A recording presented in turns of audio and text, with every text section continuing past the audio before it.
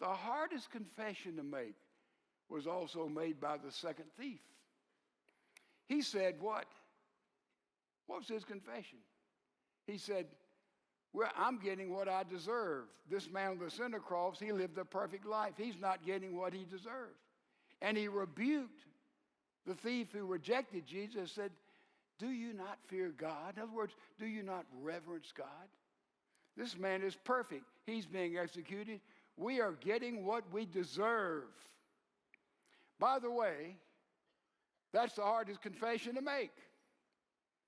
I mean, I'm not getting what I deserve. Look how terrible this person is, and look what they're getting, and look what I'm getting. This thing doesn't seem fair. But that is a universal law in almost every religion on the face of the earth. Did you know that? The law of sowing and reaping. What you sow, that's what you reap.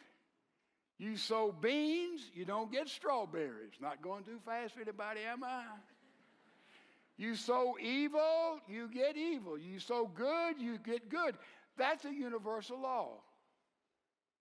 We read in a lot of the Middle Eastern faiths that you have. Hinduism, you say, what is karma? What is karma? Oh, they have karma. Basically, karma is many things, but karma primarily is this law, a natural law in the world. Good equals good, evil equals evil. It's a law of sowing and reaping. That's a big part of karma in Hinduism. In Islam, it's the same thing in the Quran. You sow and you reap. In Judaism, it's the same thing to the Jews, the Old Testament. That what you sow, that's what you also reap. And therefore, the thief on the middle cross, he got it. He said, look, we're getting what we deserve. But look at how he responded. He looked at Jesus and he said, remember me when you come in your kingdom. By the way, some of us who've been Christians for a while, we've got little formulas people have to say before they get to heaven.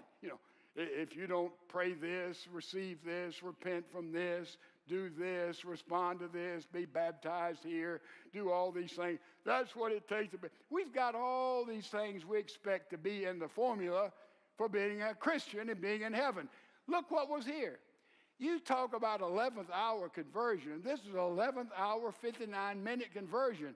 All that thief said, remember me. That's it. Remember me. That's it. You see, we forget God's going to work out all these contingencies, all these questions that we have.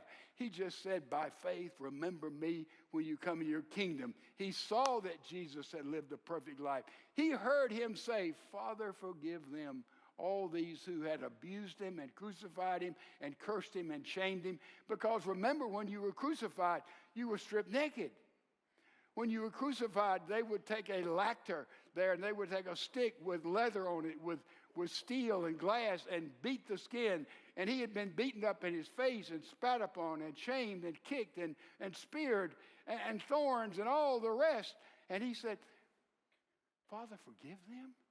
Man, this thief had never heard anything like that. Here's a man who lived a perfect life. And he said, I want you to remember me when you come into your kingdom. You see, the first thief said, save me. The second thief said, just remember me.